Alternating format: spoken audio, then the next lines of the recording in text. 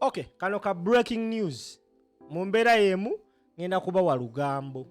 Mba ntuuse nnyinirwo kali lugambo.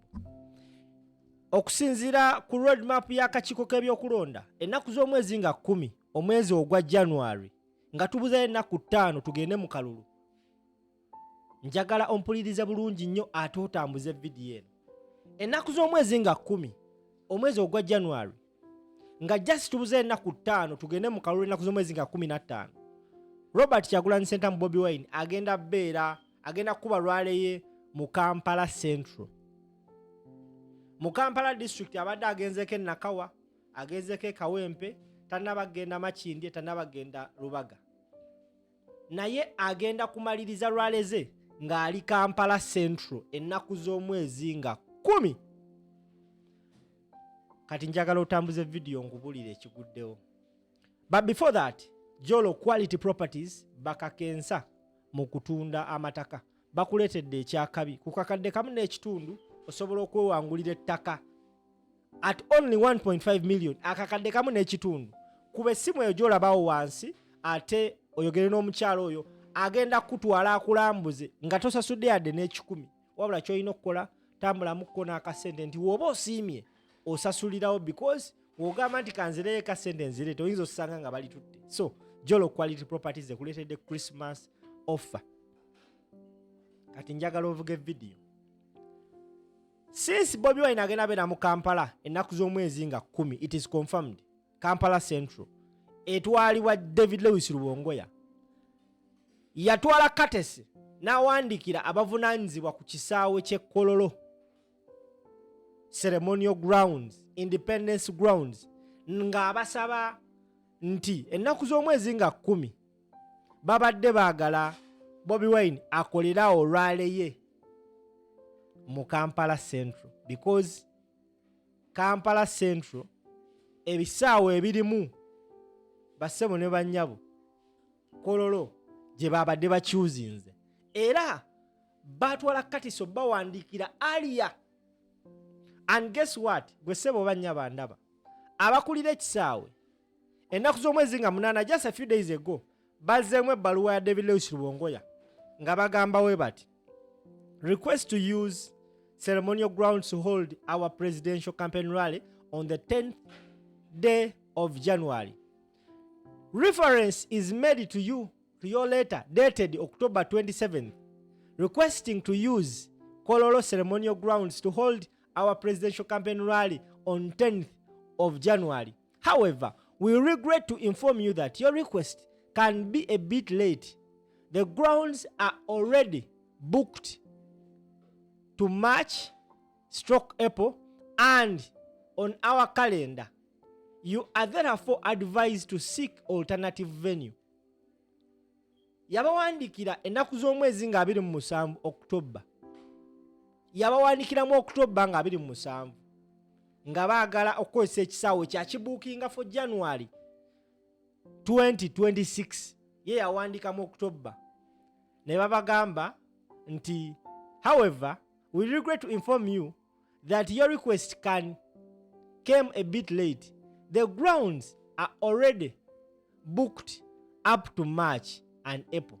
So babuukinze venue wagenda beerawo emikolo okuva leero mpaka March ne April next year. And of course this was a deliberate move okulemesa NUP. Tewali nsonga gye bawa yasimba whatsoever lwaki balemesa NUP okukozesa ekisaawe ekyo because ekisaawe ekyo kya ggwanga. But of course the same people era emabegako ono David Lewis Rubongoya abalabisizza. Ennaku z'omwezi nga 16 omwezi ogwa July Rubongoya era yabawandiikira ebbaluwa eno ng'abasaba nti baagala kukozesa ku kisaawe kya Kololo NUP eyagala kujaguza emyaka 4 ever since ng'eteekeddwawo era ne babaweereza ensonga lwaki tebasobola kikozesa. Bagamba however due to the ongoing infrastructure development at Kololo ceremonial grounds we regret to inform you that the grounds will not be available for your event. You are therefore requested to seek alternative venue. kino era baakikola nga we bakoze era nga we bazzeemu this one bwe bakoze eki wano babagambye nti temusobola kukolerawo rally ku January lwa nsonga ekisaawe kiri booked mpaka March ne April ow'omwaka ogujja. Okategedde oli ayinza okugamba bano abasajja basiru bamala gaddaddamu nedda. Bano abasajja si basiru okuddamu we batyo, nabo bakimanyi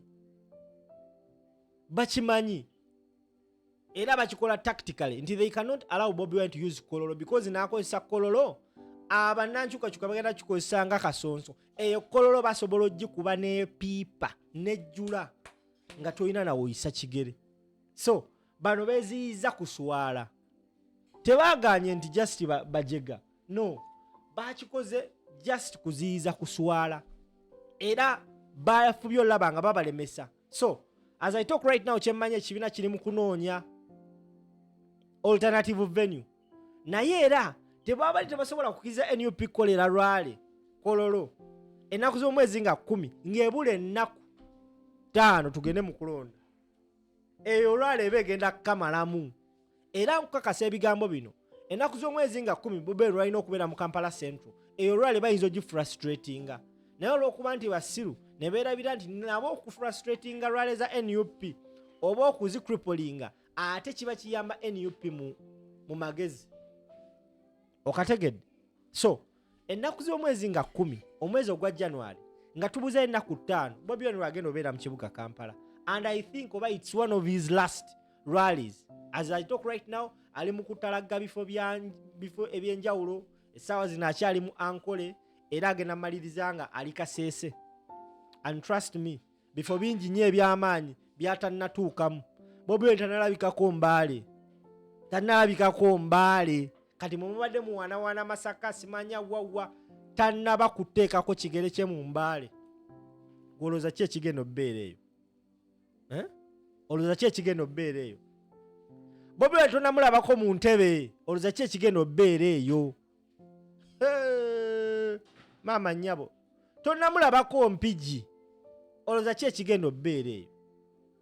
There are so many places where tutannalaba Bobi Wine, and trust me wanamalira campaign zino ate omuliro gugenda kubeera mungi nnyo okusinga bwe tulowooza, omwoto, because they have tried all ways okumulemesa. Wagendanga mu district zewala ebifo ebinene babimugaana okukolamu rwale, n'ate ekisinga okwewunyisa candidate omulala wajja n'akozesa ebifo ebyo. Bobi Wine ogende Hoima yali asobola okukozesa Boma Grounds because it's huge and big for his audience, naye bagimulemesa deliberately. Okategedde? Waneeno weyabadde Nakawa all the venues eziri accessible bazimulemesa, naye ate era abantu bamaliriza still nga bagenze gyali.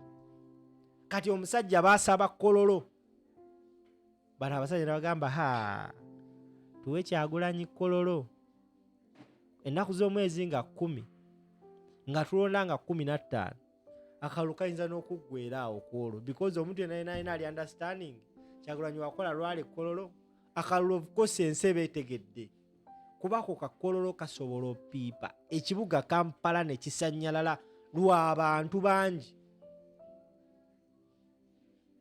Tebasobola muwa Nakivubo, that is what I can assure you. Tebasobola muwa Kololo. Kati kifo ki kyoyinza owa Bobi Wine?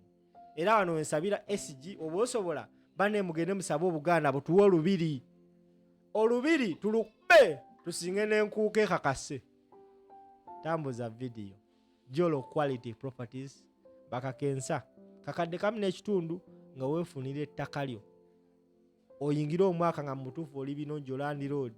Kuba ku ssimu eyo omukyalo oyo omugambe Simple eyampadde akalango kano era nzize gwe mugambe Simple mukkiririzaamu yaŋŋambye Jolo muyina ebyaddala. Trust me bano mbesiga. Tambuza video.